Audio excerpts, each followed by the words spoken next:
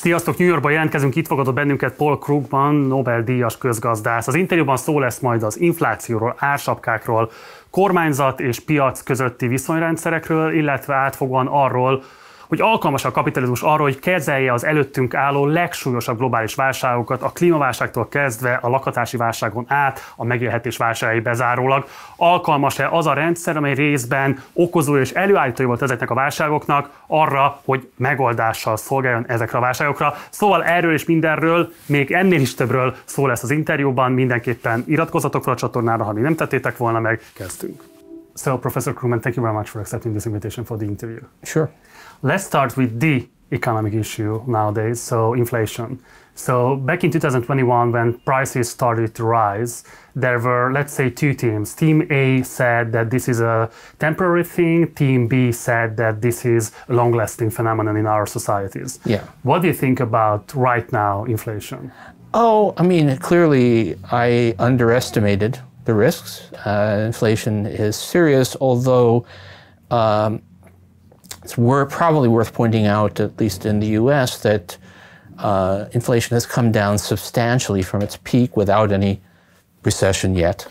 But we're still, as best we can make out, if you try and extract the signal from the noise, we probably have inflation running about 2 percentage points higher than we did before COVID. So we have an inflation problem. It's not extreme, but we don't know how. We're trying to figure out how hard it will be to get rid of it. But do you think that inflation is an economic phenomenon in the US which will stay with us for a longer period of time? Well, it's a policy decision, really, how in large part. I mean, we could bring inflation, we could get rid of it within a year if we're willing to pay a sufficiently high price in terms of a recession. It's not clear that the Fed is willing to do that. And we'll see. I mean, it's all over the place right now. One of the effects of the pandemic and all the disruption is that data are very hard to read now. I can find you reasonable economists who think that inflation is basically over. It just hasn't shown up in the numbers yet. And I can find you reasonable economists who will tell you that we're making no progress at all.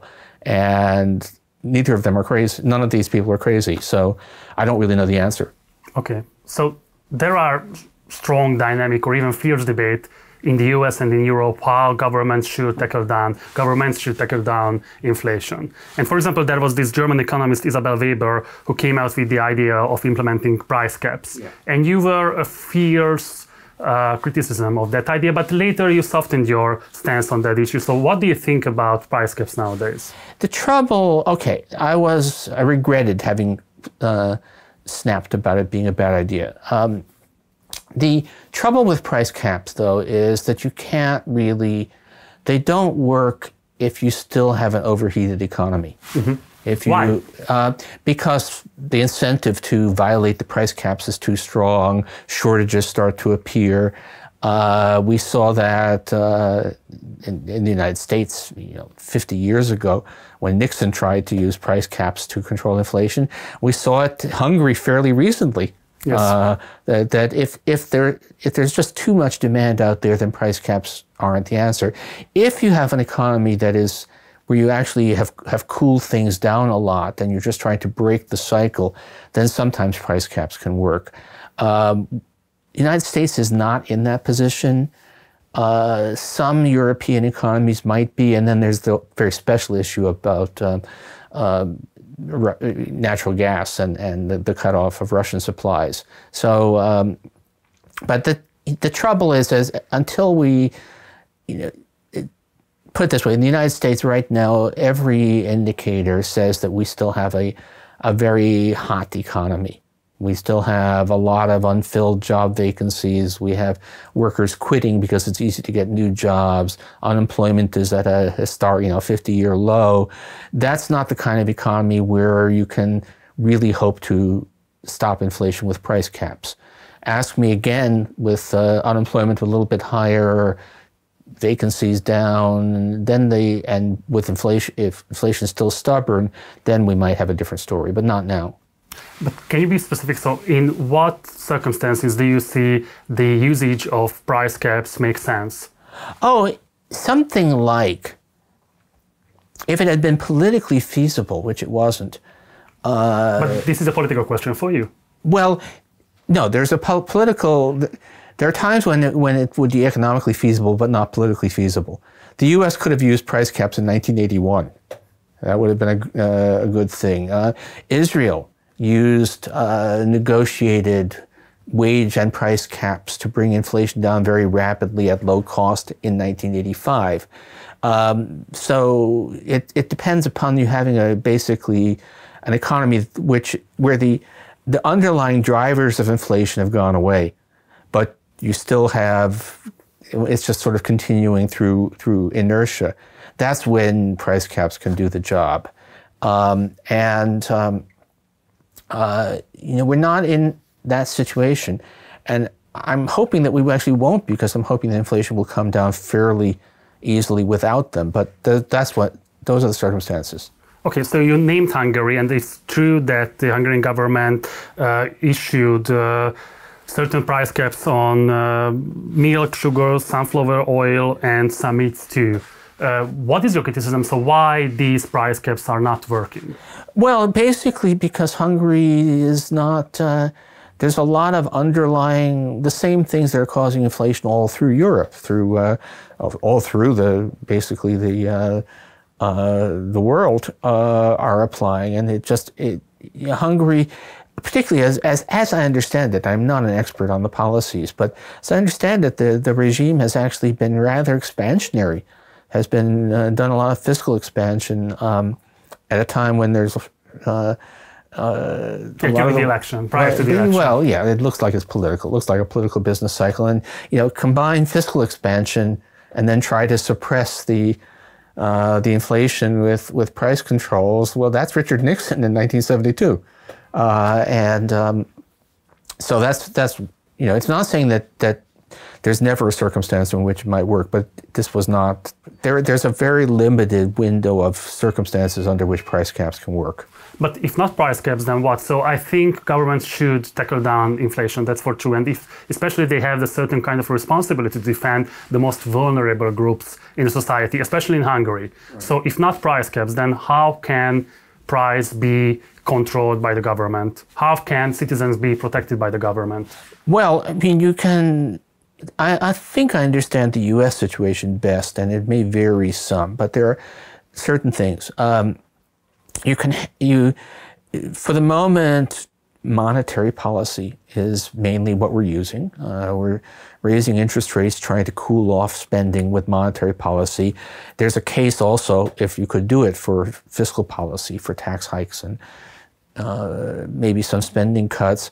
But you want to also maintain a social safety net. You want to still help the people if you're going to be throwing people out of work. Hopefully not, but if that does happen, there should be some support. If you're to the extent that you're having inflation being driven by very specific things like the price of natural gas, you can try to protect consumers through some combination of price caps and subsidies. It's not painless, but at some level, we do think that there's going to be some pain, but you can try to make it not too extreme and not for the most vulnerable people. Okay, let's talk about, there is a certain some talk from the part of the Biden administration about companies profiteering, driving inflation. So what is your professional understanding of these issues? So do you think that price gouging is a serious issue, or it belongs to the category of conspiratorial thinking? No, it's real. There's really not much question. I mean, you don't have to go to political sources. There are plenty now of sort of business interviews with companies saying, look, this has been a good time to raise prices because with all this inflation around, consumers don't really notice and we don't get the backlash. So it's not a conspiracy. It's that an inflationary environment does create opportunities for price gouging. And it is a factor in inflation. Now, it's very difficult to believe that it accounts for more than a fraction of a percentage point of the inflation we see. But it's not tiny. And it's not. No, it's definitely not tiny. No, it's not crazy. But in the U.S. again, we have we just got the morning of this interview that we're having. We just got the latest read on the rate of wage increases, and wages by our best measure are rising at almost a 5% annual rate. You can't get back to 2% inflation with wages rising 5%. So it's not all corporate price gouging. But on the other hand, prices are rising faster than you would expect, even given the wage increases. And some of that, there are various reasons for that, but price gouging is part of it. But what would be your professional advice? How should the US government fight against price gouging? So is the legal environment provides the necessary tools for the government to go against this kind of a profit needs of the corporation? We have very limited tools. It's very difficult to the extent that you can actually bring an antitrust case, then maybe, but those are difficult and slow, and it might not even involve any violation of the antitrust laws. Jawboning, just talking, singling out companies that appear to be behaving in an abusive fashion, that's a long tradition. President Kennedy gave a speech denouncing the steel companies for raising their prices excessively. This is something that can be done, may be effective. There's some hint, at least, that President Biden talking about abusive pricing by the oil companies had some role in bringing gasoline prices down. Legal action is very difficult, but to the extent that what we're seeing is actually companies raising prices because they think nobody will notice. Well, the President of the United States or any national leader has the ability to make people notice and say, look at them, they're raising their price, and that may have some effect. It's a limited tool, but there's also anything that you can do will help. But do you think that A, the Biden administration has necessary legal tools, or B, the political will to go against price gouging? Well, they have the political, going against price gouging is an enormously popular political thing. Maybe in some ways almost too popular. It would be, there is a temptation to abuse it, but I'm not sure how much legal authority they have, but they certainly have to the extent that naming and shaming works, they certainly have the ability to do that. And Biden has done that some. He possibly should be doing it more. We'll see. But and again, the funny thing about the U.S. story is that depending on your perspective, if you were hoping that inflation would be gone by now, then obviously that hasn't happened. But we've come down from sort of 9% to 4% without any rise in unemployment. And that's probably some of the anti-gouging rhetoric played some role in that. So it's okay. It's a kind of a glass half full, glass half empty. I actually think that considering what some people thought we would have to do to bring inflation down, we're doing pretty well. Okay, so in recent months we have observed several shocks in the bank sector. So the Silicon Valley Bank or the Credit Suisse crashes and the sharp devaluation of cryptocurrencies as well. Do you think we should expect similar phenomena in the near future?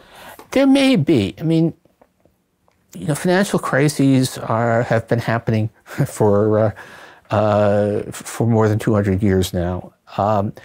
And I think we've had a revelation, which is that we protect banks, depositors with deposit insurance, but that turns out to be, there's a limit. So we have the big revelation from Silicon Valley Bank and now from some of the other banks that are in trouble is that really big depositors essentially have no guaranteed protection, which creates a possibility for bank runs. We have other parts of the financial system that are largely unregulated and unprotected.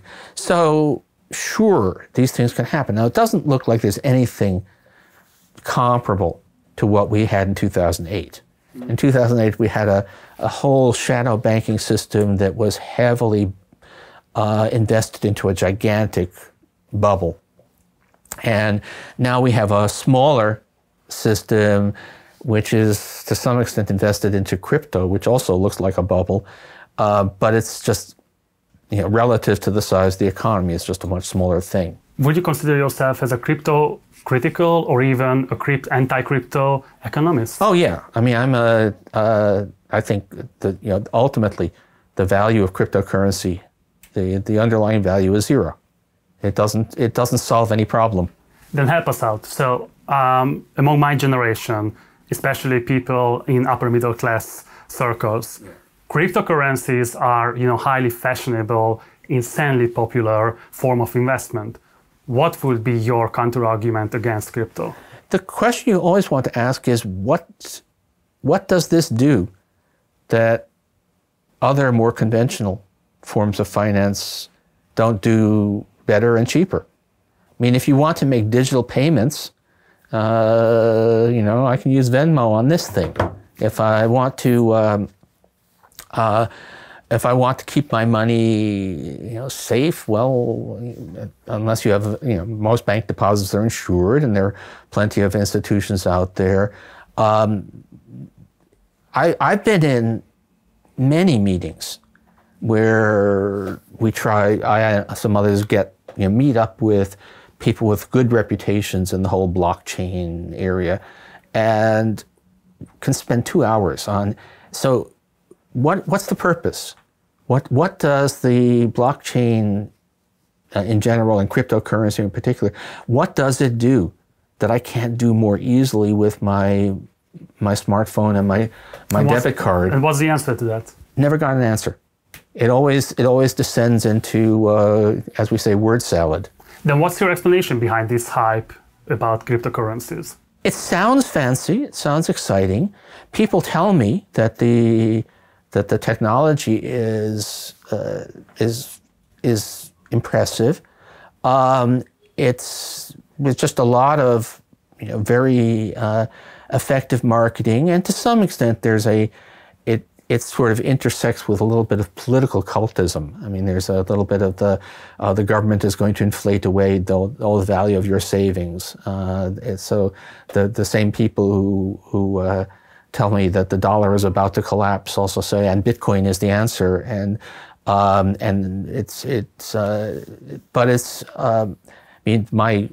don't know how this works but I've been saying it's a libertarian derp plus technobabble. It just has some ingredients that make it sound very good, unless you know something about actual monetary economics and how monetary economies work. In which case, you start to say, what is the point of all of this? Okay, you already mentioned 2008, and I think it's fascinating that within 15 years' time, this is the second time that we are facing economic hardships. And do you see any continuities between the two crises? I mean, do you see anything pointing to the post-2008 crisis management, which you criticized heavily, contributing to the difficulties the world faces right now, today?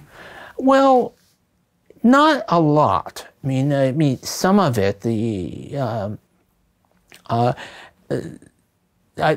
closest I could come to it would be that policymakers are always to some extent fighting the last war. And if you ask how did we get this inflation, some of it was events that were really outside anybody's control, COVID, the war in Ukraine. Some of it was that we did have very, very generous public support during the worst of the pandemic recession. And that support was probably bigger than it was definitely bigger than it would otherwise have been, because people remembered the 2008 crisis and how we did not do enough to fight the crisis back then. And we may have overdone it to some extent this time, although that's arguable. Mm-hmm. But most of what's happening, most of where we are right now comes about, it really was COVID. I mean, there are other things, like the war in Ukraine, again, is a pretty big deal for certain commodities, but a very large part of this is COVID, which temporarily really screwed up the productive capacity of the world economy. And at the same time, we had policies which did a lot to protect people from financial hardship, which was a good thing to do, but did mean that we basically kept purchasing power high while productive capacity was down. That's a recipe for at least a burst of inflation. And not clear to me that was a terrible outcome, but there's really, I don't think it has very much to do. The 2008 crisis was really gratuitous. There was no good reason why we had to have a recession there. That was just a massive technical screw up. This time, well, there was this virus that was killing a lot of people and forced us to curtail a lot of normal activities. So seeing a burst of inflation and then some financial disruption afterwards it's not the same kind of thing at all. I'd like to add a follow-up to 2008. So I think self-criticism is a rare phenomenon in our society. It's especially a rare phenomenon in media, but I think in academia as well. And 2008 was a turning point in your career. You made a lot of self-critical announcements and you were critical with your previous beliefs. What was so special for you as an academic in the 2008 crisis? Oh, I think the main thing was, I mean, there are multiples, but the main thing was this was,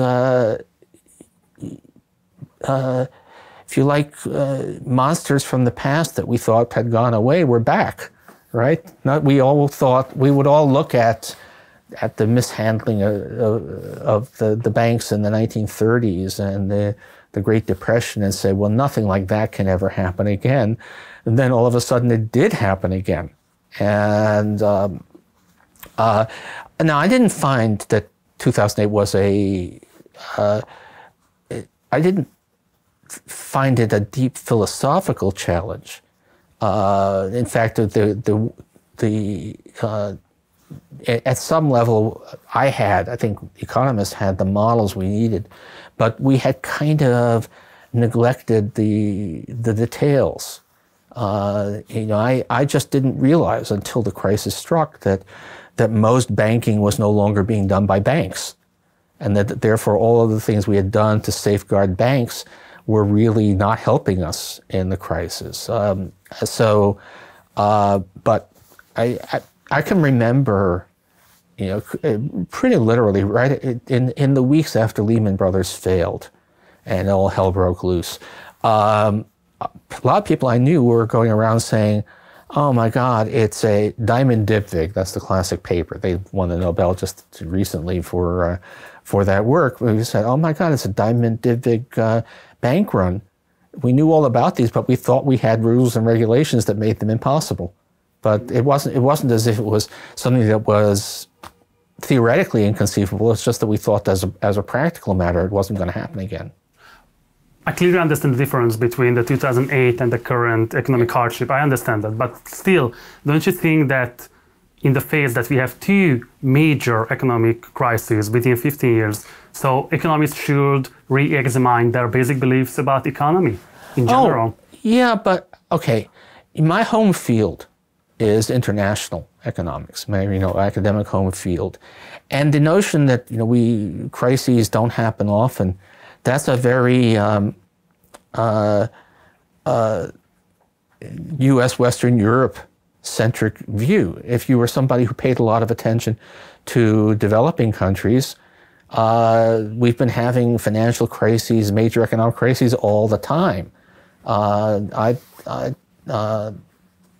someone who had spent a lot of time on the Argentine crisis in 2001, or the Asian crisis in 1998, or the Mexican crisis in 1994, I was not saying, oh, this is unprecedented, things like this never happen, because they happen all the time. They just hadn't happened for a long time to my country, but it's I didn't find it all. I mean, the fact of the matter is, economic management is hard. We had a long stretch where, for a variety of reasons, we got insulated. We had a long, calm period, but in a way, the world we've been living in is much more sort of the historical norm.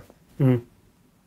I know that you are not familiar, or yes, you are familiar, but you are not an expert on Hungarian economics, but I still would like to raise a question because I think it's important. So on one hand, there is the government, which is implementing extreme neoliberal agenda in economy. So we have the lowest tax on corporations, we have flat tax on personal income, we have the highest VAT in the entire world.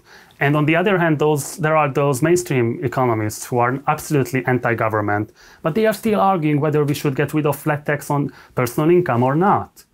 What would be your advice to those, let's say, technocrat economists? Why should they re-examine their own beliefs, or should they eventually? Well, I have to ask where that is even coming from. I mean, if there's one thing that I think we have learned, it is that the incentive effects of taxes are hugely overrated. The idea that overrated. The idea that high marginal tax rates, particularly actually for high-income people, have a hugely negative effect on people's willingness to work and create. It's just, it's been tested over and over again, and it just never turns out to be true. I mean, sure, 100%. I guess there was one point when Sweden managed to get into a situation where the marginal tax rate was over 100%, and that's obviously going to do crazy stuff. But look, we're in New York City right now. If you are a high-income American and you live in New York, you have 37% federal tax rate. There's a state income tax on top of that. There's a city income tax on top of that. There's a sales tax, which is effectively as the marginal tax rate. So, I face a marginal tax rate of something like 55 to 60%, as does everyone in every affluent New Yorker who is not a private equity manager faces that. New York is not exactly famous for people being lazy and slow moving, right? These tax rates, even at this level, are really not a significant disincentive. Now, and so the idea that that's really important, I think, is wrong. And when it comes to the corporate taxes, a lot of really interesting. I mean, I've learned a lot from people who really work on this stuff, like Gabriel Zuckman at Berkeley. The corporate taxes appear to have very little impact on investment. What they do is they have a lot of impact on where multinational corporations report their profits. But that's not what we're trying to do here. So you can make yourself. You can do in Ireland and make yourself a place where companies report huge profits without actually generating any real economic activity. So, no, I think the case for progressive taxation remains very strong. I understand that tax avoidance is a big issue here in America, but it is a big issue in Europe as well. But do you think that other than implementing new forms of taxation, should mainstream economists re-examine other beliefs in regards to capitalism? Oh, I'm not sure there's a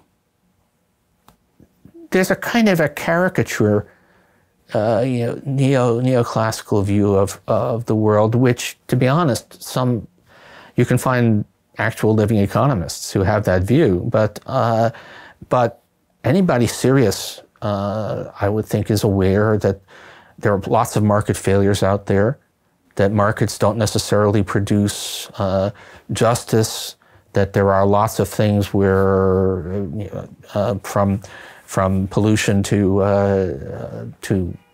extreme income inequality, that markets don't deal with very well. And so not clear to me that there's a fundamental conceptual conceptual problems. I mean, I might obviously if there's one I'm not aware of, then I'm not aware of it. But I'm not finding much going on in the world that makes me think that our whole framework is wrong. Just lots of places, but if in European terminology, I'm a social democrat. I believe in a market economy, but with a lot of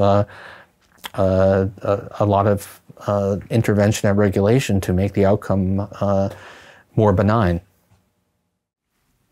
Allow me to put it in a very simplistic language, because it really interests me, because many people in my generation, and not me, I'm not talking about myself, I'm talking about people in my generation. So they are facing issues with housing, facing issues with getting the necessary nutrition on a daily basis. And you can say that yes, maybe it's a failure of implementing capitalism in Eastern Europe, but not. When I'm coming here in America, it's an issue here as well, in the richest country of the world. So what would be your response on those kind of sayings that capitalism hugely failed to cover the basic needs of the people in general? Well, it doesn't have to do that. I mean, we can look at someplace like Denmark. Right? Is Denmark a capitalist society? Yeah, sure. It's profit-making corporations. Relatively little of the economy is state-owned. It's mostly private sector. It also has a very extensive social safety net, vastly lower poverty than we have in the United States. Universal health care. So now, if you ask, well, why isn't America like that? Why don't we do that? Then the answer ends up being politics. It's not that capitalism itself is incapable of having such a system. It is that you have to have the right political economy to do all of those things. So, I would be. I think if we could all achieve a Danish level of social safety net, then the world would be a much happier place. And the obstacles to that are not inherent in the capitalist system. But do you really believe that climate change, which is one of the most important issues of our time, so climate change can be stopped by the mechanism of capitalism and the free market? Well, we better hope so, because otherwise there's no chance, right? But that's the point. We don't have that much time. We don't see the chance because capitalism created climate change. Well, that's not entirely true. How can we stop climate change happening with the same tools which was used in order to create it? And for what it's worth, the environmental record of the Soviet system was even worse than that of capitalism. So it's not, it's not that it's only capitalism that does this, and actually democracy turns out to be really helpful, because authoritarian regimes tend to ignore bad things that they don't want to hear about.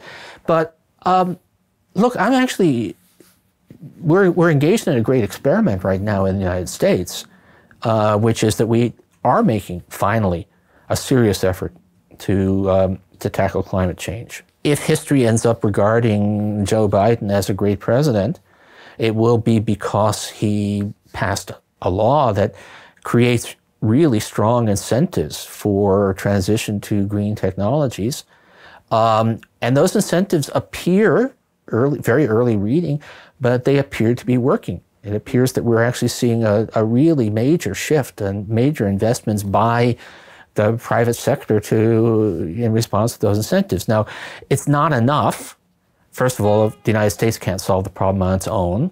And secondly, even the best estimates I'm seeing from people who do this stuff is that the Inflation Reduction Act, which is a totally, it's the Holy Roman Empire, neither holy nor Roman nor an empire. But the Inflation Reduction Act will, if it goes as well as it seems to be going now, it will produce about half the greenhouse gas emission cuts that we really need to achieve. So, and unfortunately, this is an issue where that you're still on the road to catastrophe, but just not as fast. But that's still pretty impressive, just in terms of here we have despite bitter political divisions, despite all of the trouble you have, we nonetheless are managing to do this, and it's looking as if we're actually doing we're in a way harnessing, if you like, we're harnessing capitalism for this. And politically, if this thing works, it's going to work because some corporations are going to be making a lot of money helping to fight climate change. Let's talk about the weaponization of tariffs, because I can name, Donald Trump's tariff war against China. I can name European sanctions on Russia, or even, the Biden administration's move to restrict China's access to semiconductor technology. So what do you think about this process? Does this worry you? Yes, it worries me, but not because I fear that we're going to go crazy with this stuff. The fact of the matter is that that Donald Trump tariffs were scattershot and just incompetent. The sanctions on Russia and now the semiconductor policy aimed at China there are really good justifications for doing that. It's trying to limit the capabilities of ugly authoritarian regimes is something that I have to approve of.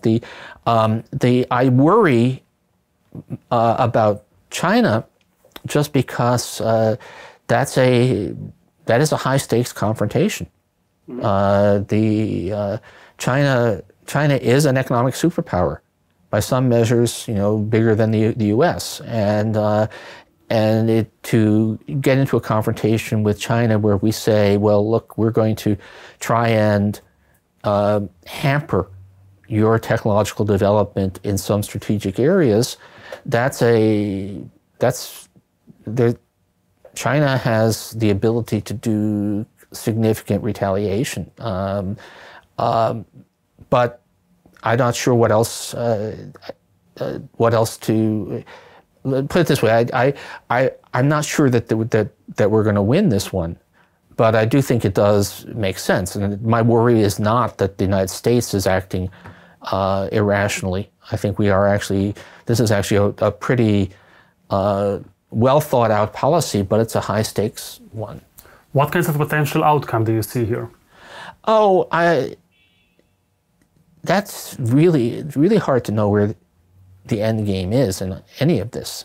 What I would like to see, China is a very, very powerful player in the world, and nothing that we're doing is going to change that. But if we can have an alliance of the world's great democracies, then that is still a much bigger player even than China.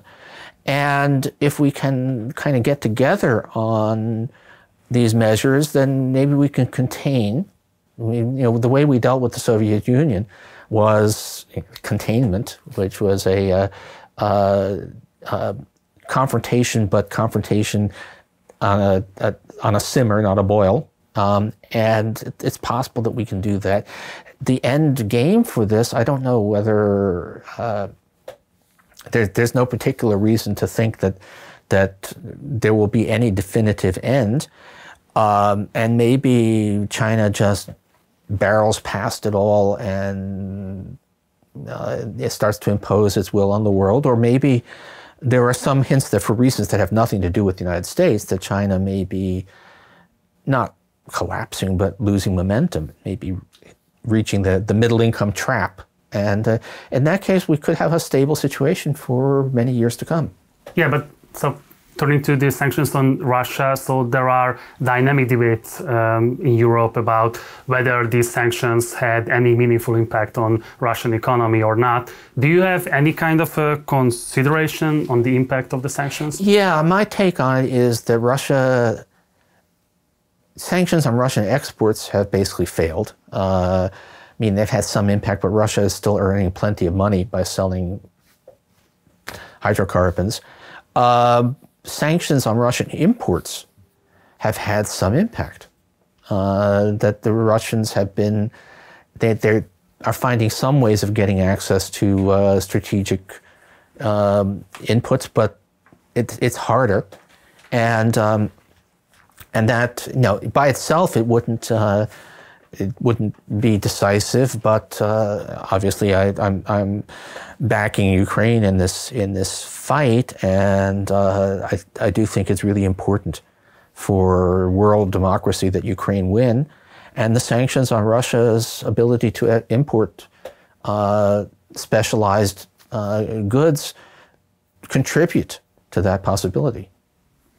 What is your general understanding? The sanctions did hurt Russian or European societies more? Well, I'm not even sure that, I mean, that's in a way the wrong comparison. It's not who's hurt more. The question is, what impact is it having on the outcomes? Okay. The impressive thing, in a way, for Europe is that despite, I mean, if you go back to when this began, and you know, more than a year ago, you ask, you know, how can Europe function without Russian natural gas? A lot of people were predicting disaster, catastrophe, people freezing, depression. And it's been expensive, but Europe is actually managing. So Europe is coping. And of course, Russia is also coping. The Russian economy has not collapsed, but the Russian war machine is not doing too well. And it's always been a situation where, you know, this thing is going to be decided, horrible as it is, this thing is going to be decided on the battlefield. And if Russia loses, it will be mostly because of Western arms supplied to Ukraine. Plus, you know, the Ukrainians themselves obviously are bearing the brunt of it, but it will be partly because the Russians are having trouble getting things like ball bearings, and so, you know, Russian tank production is being inhibited by all of this stuff. So, you know, none of this works.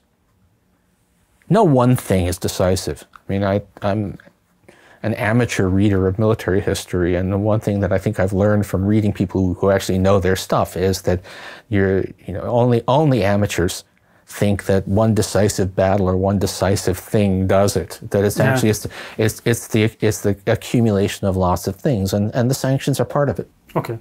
Just one last question in regards to the climate change, because you sounded optimistic about the thoughts and achievements of the Biden administration. But if I may just quote the last year's COP27 experts panel, they said that, for example, in the next decade, we should spending $4 trillion every year on investment in green technologies.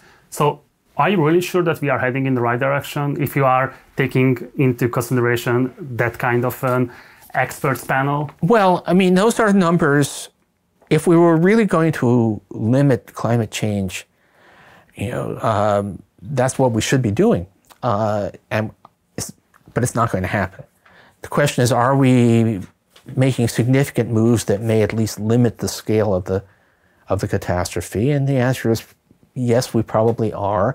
And what I'm actually hoping for is, I'm actually hoping for a kind of arms race here.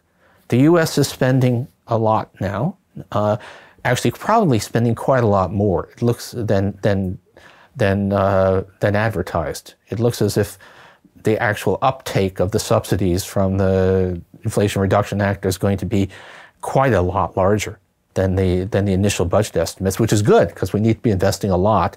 It's still going to be way short of, you know, $4 trillion,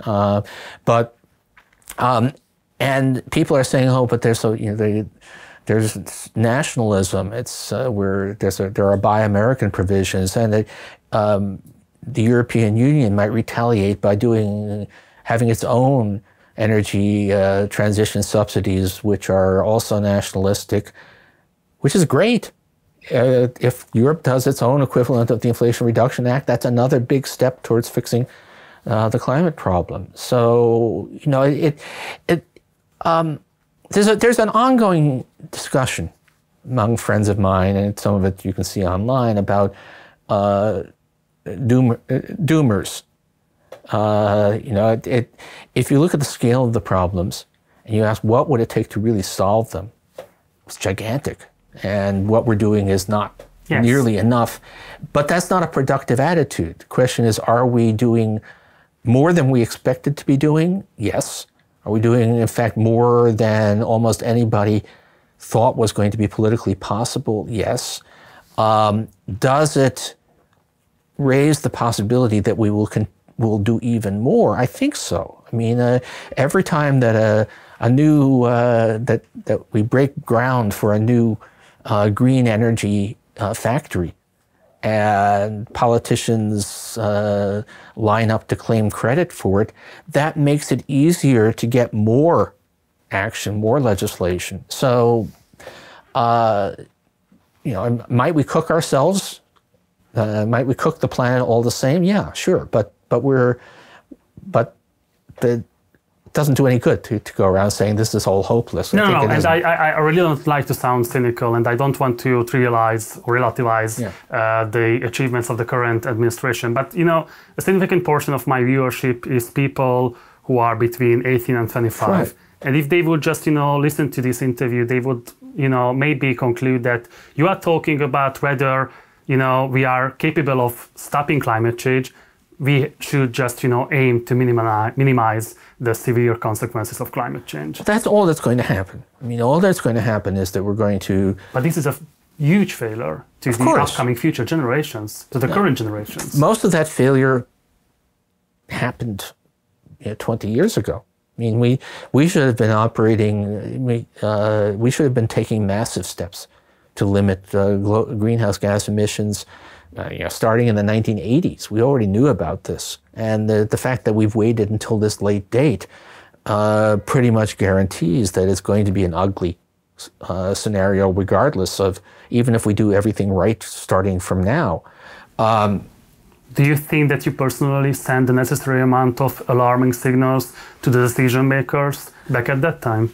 I think I did. The trouble was that we just knew that, I mean, I wrote about it a lot. I did, I cheered on. You know, we had major climate legislation that passed one house of the U.S. Congress in 2009, but not the other. And the trouble was that you have to work with what's possible. And I think I've said this in other interviews. I sometimes wonder, you know, shouldn't I be devoting all my time to preaching on this issue? Shouldn't every column be about it?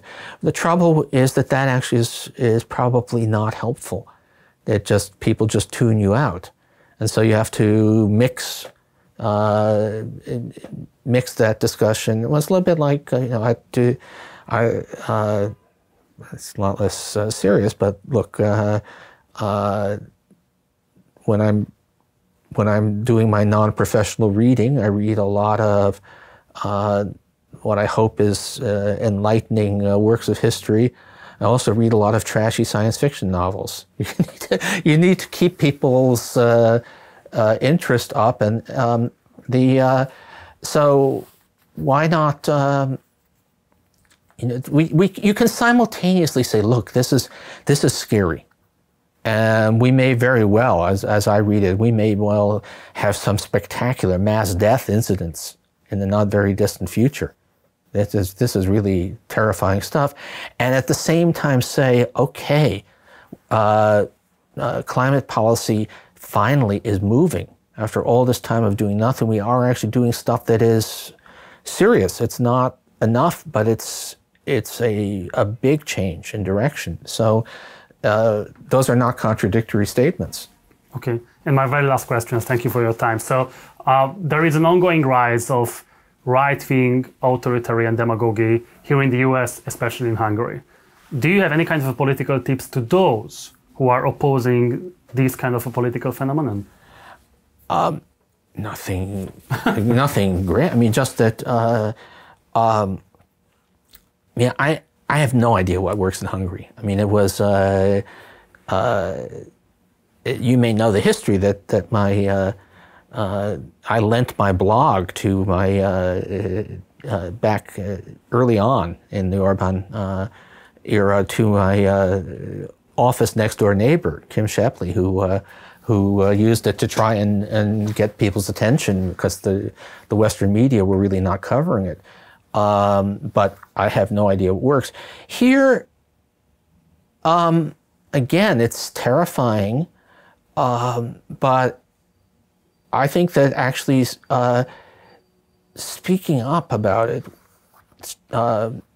works, I think, or helps politically. I mean, we have a long story in the United States of people who are not right-wing authoritarians saying, oh yes, but politically you must not talk about that.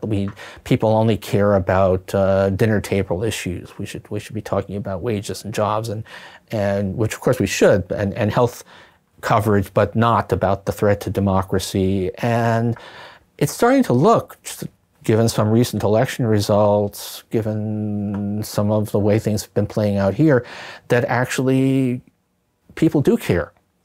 And I don't know if you saw the opening video from the Biden re-election campaign.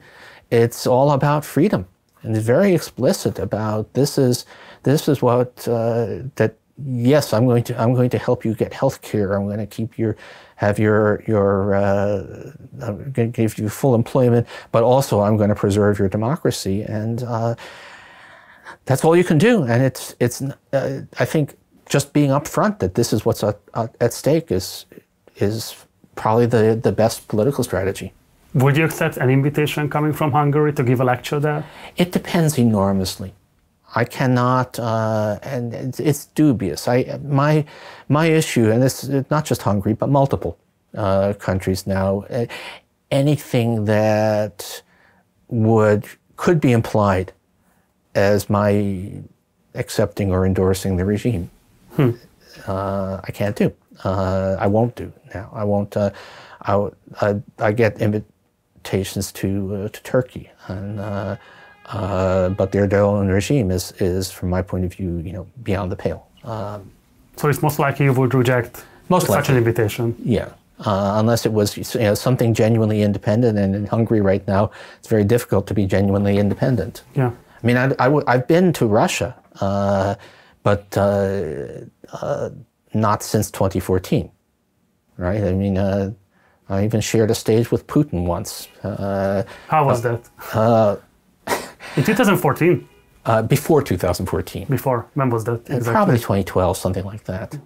And I had a bad cold, and I was coughing, and he made fun of my cough. Okay. Nasty in individual. 2012, we were already after the stolen election, right? Probably. And, and you shared the stage with him? I would not do it, given what I know now, but I wasn't thinking enough. But it's... But so you regret it? I regret it. It's but no, there've been multiple. You have to. I mean, it's there are levels and levels. There are places that I gave talks in Brazil under Bolsonaro, but only with institutions that were verifiably extremely independent of that government. That would not have anything to do with the Brazilian government under Bolsonaro. But I would. But do you think in such a political system like Orbanism, such an institution is, feasible to exist or viable to exist? I have strong doubts.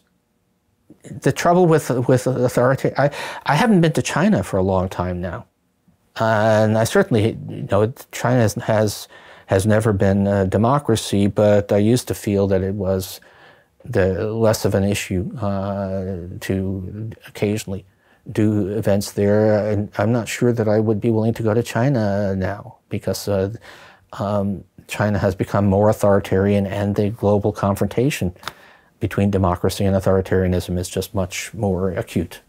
You were very optimistic in your recent article in the New York Times about the re-electability of President Joe Biden. But who will be his